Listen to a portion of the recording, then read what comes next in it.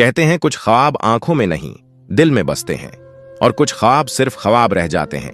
कराची की एक पुरानी गली में एक पुराना मगर मुनफरिद सा किताबों का स्टोर हुआ करता था।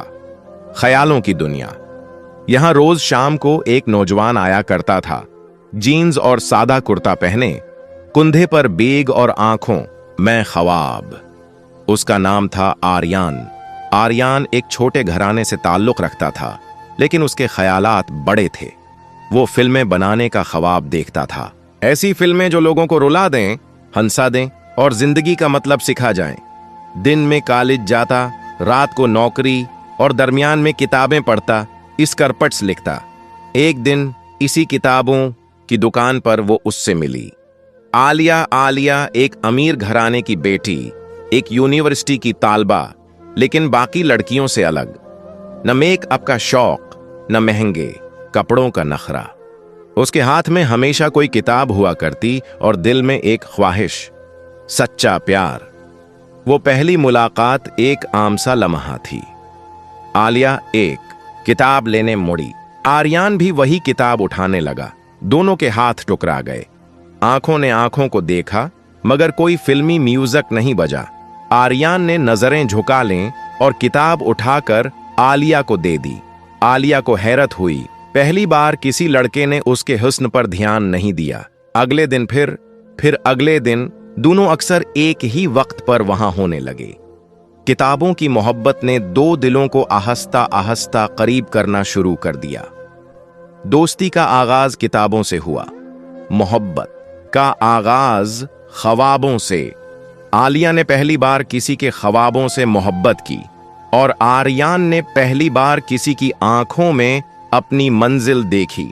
आर्यान आलिया को अपनी लिखी कहानियां सुनाता, वो सुनती, हंसती, रोती और उसके ख्वाबों में अपना अक्स देखती। वो चुपके चुपके उसकी स्कर्पट्स को फिल्म साजों तक पहुंचाने की कोशिश करती और आर्यान को खबर भी न होने देती।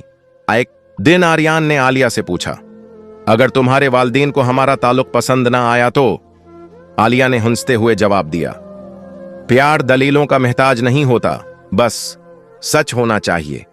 मगर किस्मत ने फिर से अपना रंग दिखाया। एक शाम आलिया के वालिद ने दोनों को साथ देख लिया। वो तेश में आ गए। उनके लिए आर्यान सिर्फ एक गरीब मामूली लड़का था।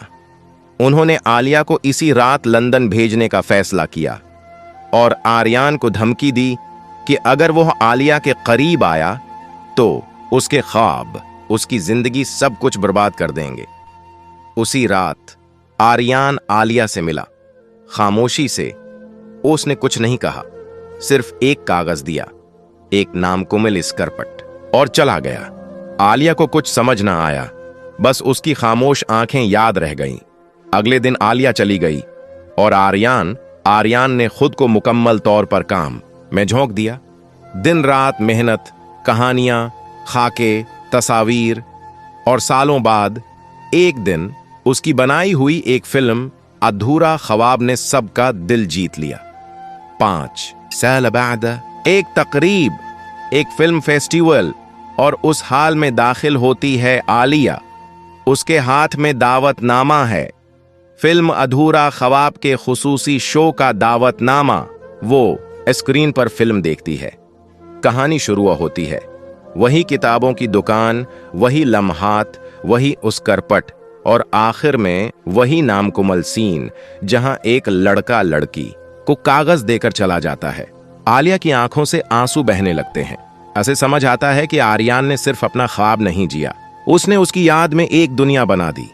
फिल्म खत्म होती है, रोशनी जलती है, स्टेज पर आर्यान आता है, हाल तालियों से गूंज उठता है। आलिया स्टेज की तरफ देखती है, आर्यान की आंखें उसे देख रही होती हैं। बरसों बाद, मगर जज्बात वैसे ही हैं। आर्यान खामोशी से कहता है, कुछ ख्वाब आंखों से नहीं, दिल से पूरे किए जाते हैं। तुम गई थी, मगर तुम्हारी मोहब्बत ने मुझे यहां तक पहुंचाया।